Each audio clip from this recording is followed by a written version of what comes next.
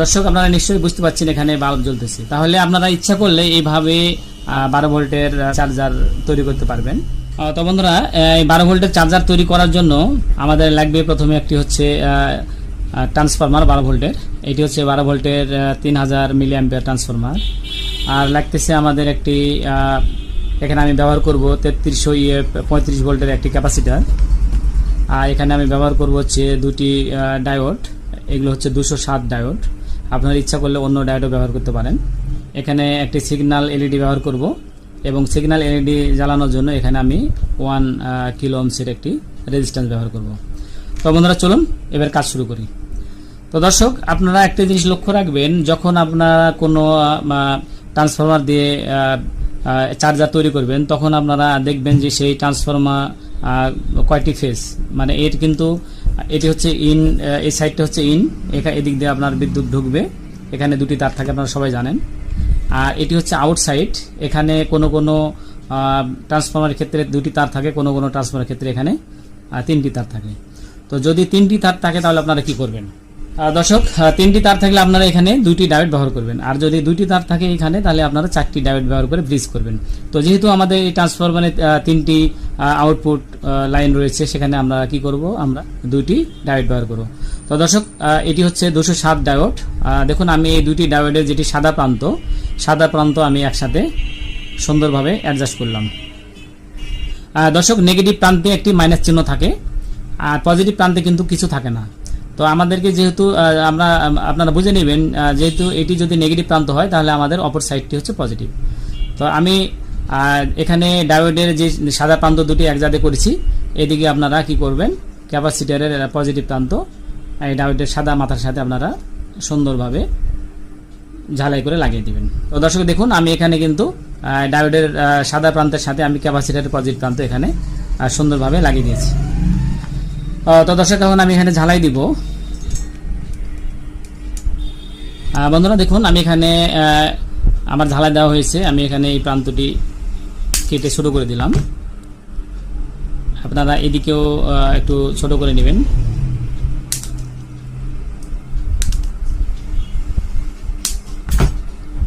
এরপরে আপনারা কি করবেন, যেটি আমাদের ক্যাপাসিটরের যেটি নেগেটিভ প্রান্ত, নেগেটিভ সাইড যেটি, এখানে আপনারা এই ট্রান্সফরমারের যেটি মিডল পিন, এটি আপনারা এখানে সুন্দরভাবে ঝালাই করে দেবেন। দেখুন আমি এখানে ঝালাই করে দিলাম। তারপরে দেখবেন আপনারা ট্রান্সফরমারে আরও 2টি সাইড রয়েছে। আমি এই সাইডের পিনটি, এই সাইডের তারটি আমি এখানে ডায়োডের এই প্রান্তে লাগিয়ে দিলাম। এই সাইডে যে আমাদের তার রয়েছে এটি আমি ডায়োডের এই সাইডে লাগিয়ে দিলাম।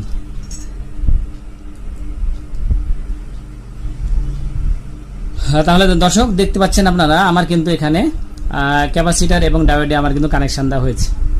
আমি এখানে আমি একটি সিগন্যাল লাগাবো, তাহলে ভোল্টেজ যখন এখানে আসবে তখন কিন্তু আমরা অতি সহজে বুঝতে পারবো। তো সিগন্যালের ক্ষেত্রে আমি এখানে 1 কিলো ওহমসের একটি রেজিস্ট্যান্স ব্যবহার করব। তো আপনারা কিভাবে লাগাবেন এটাও একটা জানার বিষয়। এখানে যেটি আমাদের সিগন্যালের 2টি প্রান্ত রয়েছে, 2টি পা রয়েছে। যেটি বড় প্রান্ত সেটি কিন্তু পজিটিভ, আর ছোট প্রান্ত সেটি হচ্ছে নেগেটিভ। তো আমি পজিটিভ প্রান্তে আমি 1 কিলো ওহমস রেজিস্টর এভাবে সুন্দর করে লাগিয়ে দিলাম। তারপর আমি এখানে ঝালাই দিয়ে দেব। এখানে সিগন্যালের যেটি নেগেটিভ, এই নেগেটিভ সাথে ক্যাপাসিটরের নেগেটিভ এখানে আপনারা ঝালাই দিয়ে দেবেন।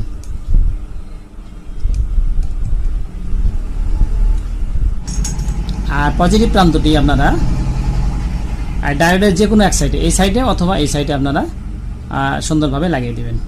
আর কেন এখানে লাগাবেন তার পিছনে কারণ রয়েছে। আপনারা যদি এখানে না লাগিয়ে যদি এখানে লাগান, এখানে লাগালেও কিন্তু আপনাদের সিগন্যাল জ্বলবে।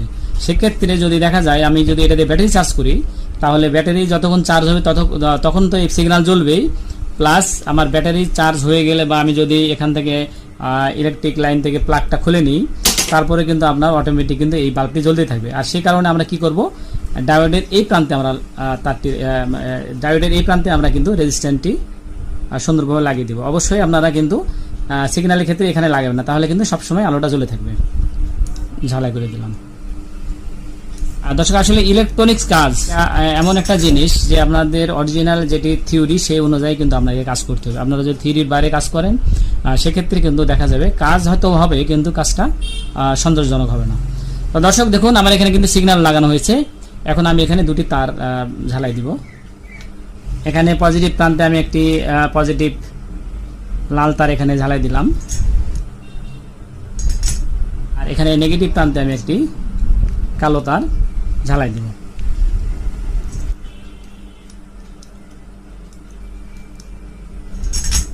দর্শক দেখুন আমার কিন্তু চার্জার কমপ্লিট। এখন আমি কিন্তু আপনাদেরকে কানেকশন দিয়ে দেখাবো।